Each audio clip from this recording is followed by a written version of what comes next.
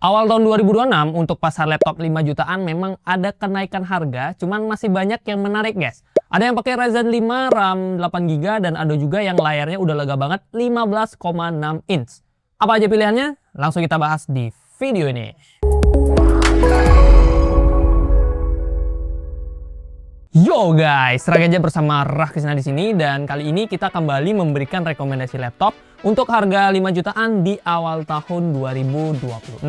Ya, menyambut awal tahun, harga komponen udah pada naik dan di sini memang agak challenge ya buat nyari laptop 5 jutaan yang masih oke dengan harga sekarang. Cuman kabar baiknya, Rahgadget masih bisa menemukan 5 laptop yang menurut kami masih worth it banget lah ya buat di awal tahun 2025. Apalagi buat kamu yang budgetnya 5 jutaan dan perlu laptop buat sekolah atau kuliah. Nah, apa aja kelima laptopnya? Kalian bisa gunakan chapter buat panduan navigasi biar lebih cepat. Dan kita mulai dari laptop yang pertama.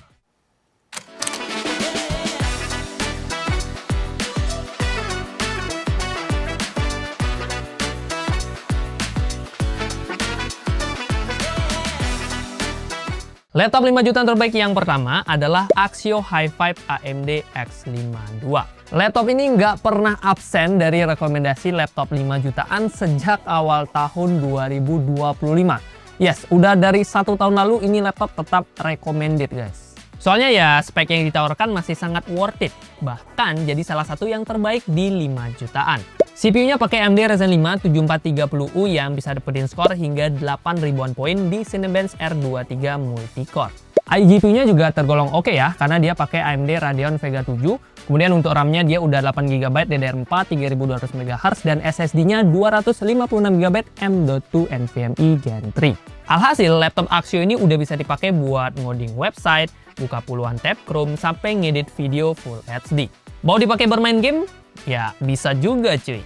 Genshin bisa dapetin 60 FPS dan game AAA kayak Shadow of the Tomb Raider bisa dapetin 32 FPS. Nah, soal opsi upgrade-nya juga lumayan melimpah ya, karena dia masih dikasih 1 slot RAM ekstra dan SSD bawahnya ini masih bisa kita ganti. Nah, kalau soal layar nih, Axio juga nggak main-main. Dia udah ngasih panel 14 inch IPS Full HD yang tajam dengan tingkat kecerahannya kisaran 325 nits. Untuk engselnya juga masih bisa kita tekuk hingga 180 derajat. Laptop ini juga asik buat WFC-an karena beratnya cuma 1,41 kg aja dengan tebalnya di 1,94 cm. Baterainya pun masih oke ya karena bisa bertahan kisaran 9 jam pemakaian. Which is ini udah oke banget dan udah kuat dipakai buat kerja di coffee shop. Portnya pun lengkap ya, dan udah ada USB-C full functionnya.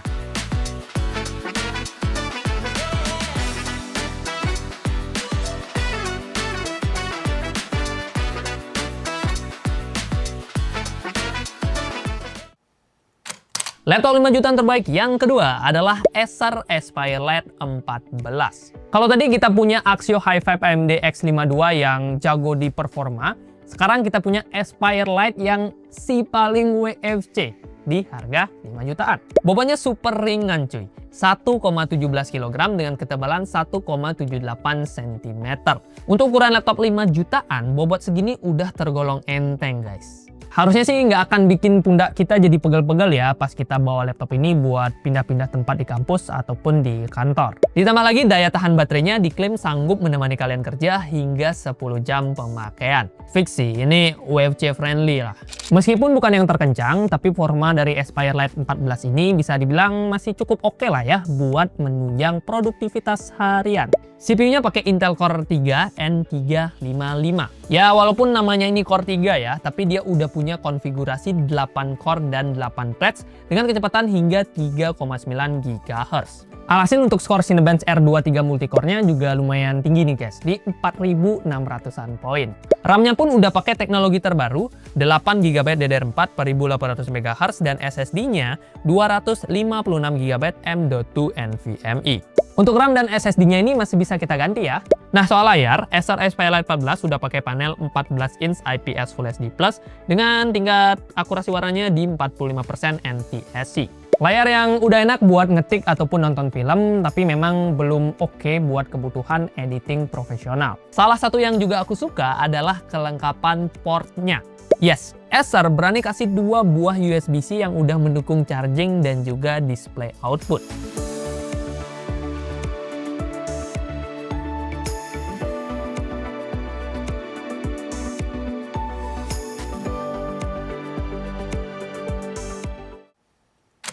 Laptop 5 jutaan terbaik selanjutnya adalah Asus VivoBook Go 14 E1404FA. Ini adalah laptop yang hadir buat kamu yang mementingkan daya tahan baterai dan juga faktor ergonomis. Yes, menurut klaimnya Asus, baterai 42 Wh-nya ini bisa menemani kalian kerja hingga 12 jam pemakaian. Ditambah bobotnya yang cuma 1,38 kg dengan tebalnya di 1,79 cm, VivoBook Go ini bisa menjadi pilihan yang aman buat kamu para pelajar ataupun mahasiswa. Soal performa, laptop ini dibekali CPU AMD Ryzen 3 7320U plus iGPU Radeon 610M. Kombinasi yang bisa dapetin skor 4700-an poin di Cinebench R23 Multicore. Sudah cukup mumpuni buat dipakai ngerjain tugas kuliah, browsing-browsing, ataupun dipakai main game tipis-tipis. RAM-nya juga kenceng ya, karena dia udah 8GB LPDDR5 5500 MHz dengan SSD 256GB M.2 NVMe Gen 3. Ya sayangnya RAM-nya ini masih onboard, tapi untuk SSD-nya masih bisa kita ganti. Untuk FPS game bisa kalian cek aja di scene berikut ini.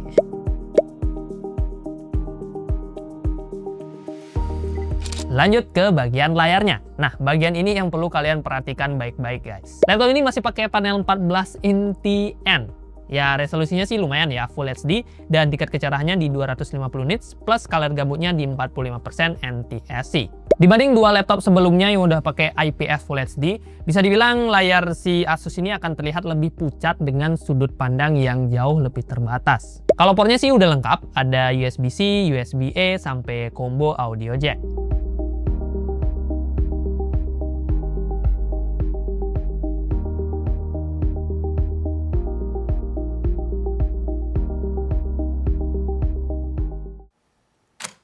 Laptop 5 jutaan terbaik yang keempat adalah Lenovo V14 Gen 5. Buat kamu yang lagi nyari laptop yang punya aura profesional dan juga udah terkenal tahan banting H-seri V dari Lenovo, tentunya laptop ini nggak boleh sampai ke skip. Wajib masuk pertimbangan. Di harga 5 jutaan, dia udah pakai CPU Intel Core i3 1315U yang punya 6 core dan 8 threads. Nah, berdasarkan data dari Nano Review, skor Cinebench R23 Multicore-nya ini bisa tembus di 6100-an poin. Kalau kita bandingin sama Aspire Lite, Lenovo ini jelas lebih kenceng buat dipakai kerjaan maupun multitasking berbagai hal yang produktif.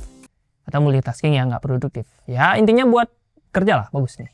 RAM-nya pun udah pakai teknologi terbaru, 8GB DDR5 5200 MHz dan SSD-nya ini udah Gen 4 ya. Ini beneran NVMe Gen 4 dengan kapasitas yang oke aja di 256GB.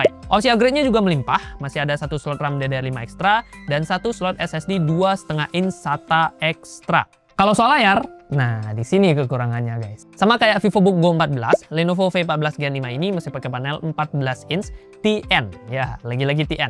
Full HD dengan tingkat kecerahannya di 250 nits. Untuk mobilitasnya sendiri, dia punya bobot yang cukup ringan di 1,43 kg dengan tebal yang sosok aja lah ya, di 1,99 cm. Ya, masih tergolong standar, begitupun baterainya. 38 Wh yang standar aja dan bisa tahan kisaran 7 jam pemakaian. Terakhir portnya udah lengkap ya, ada USB-C bahkan port Ethernet RJ45. Ya lumayan banget lah ya buat kamu yang suka main Dota, jadi kita bisa dapetin MS atau ping yang sekecil mungkin.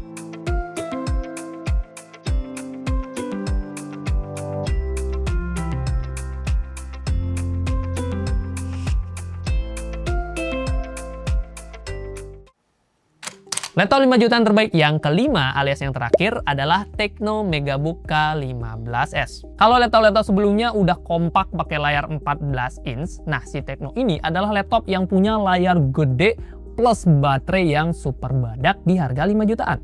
Yes, layarnya paling gede nih cuy, 15,6 inch IPS Full HD dengan tingkat kecerahannya di 293 nits dan akurasi warnanya 64% sRGB. Tentu ini adalah layar yang udah lega banget ya buat dipakai nonton, browsing, ataupun multitasking. Baterainya juga badak cuy, 70 Wh yang bisa diklaim bertahan sekisaran 15 jam pemakaian, which is ini panjang banget ya. Dan tentunya auto betah lah buat dipakai WFC seharian. Mumpung bobotnya juga tergolong cukup ringan ya buat kelas laptop 15 inch. Kisaran 1,6 kg dengan tebalnya yang cukup tipis di 1,67 cm. Soal dapur pacu, Tecno Megabook K15s pakai AMD Ryzen 5 7430U yang dikombinasikan dengan iGPU AMD Radeon Graphics, RAM 8GB DDR4 3200 MHz, dan SSD 512GB M.2 NVMe Gen 3. Kombinasi ini bisa menghasilkan skor 8.000-an poin di Cinebench R23 Multicore dan kisaran 2.300-an poin di 3D Mark Firestrike. Ini artinya Megabook K15s udah siap banget buat menemani segala aktivitas produktif. Mulai dari nugas pakai Gemini, bikin PPT pakai Canva AI, sampai bikin klip pakai CapCut. Mau dipakai gaming juga bisa cuy. Genshin Impact tembus 45 fps di settingan low, dan juga untuk Valorant bisa dapetin 100 fps di settingan low. Satu hal yang bikin aku salut adalah portnya yang tergolong lengkap. Ada USB-C full function dan juga ada Ethernet RJ45.